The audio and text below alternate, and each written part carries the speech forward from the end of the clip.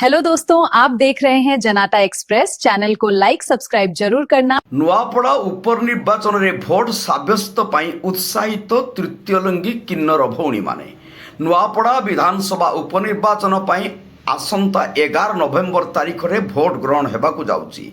याकु नै साधारण भोटरଙ୍କ सहित तृतीय लिंगी समुदायर मध्य चर्चा और उत्साहित परिलक्षित हबार देखिबाकु मिलिची।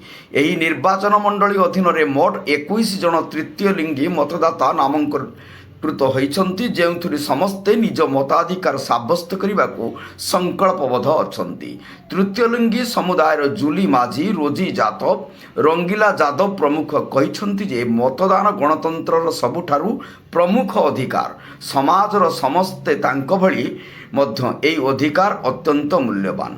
सेमाने नुआपड़ा निर्वाचन मंडलीर समस्त भोटर मतदातांकर गणतंत्र को आहुरी सुदृढ़ करबा पई अनुरोध करिसन्ति। सूचना अनुसार आसंता उपनिर्वाचन रे मोट 2,54,497 जन मतदाता नामांक रही। सेथिरु 1,29,932 जन पुरुष, 1,24,544 जन महिला सहित 21 जन तृतीय लिंगी अछन्ति।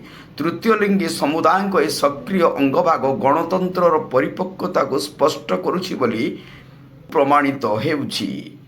नुआपड़ारू परमेश्वर मेहरଙ୍କ रिपोर्ट, जनता एक्सप्रेस।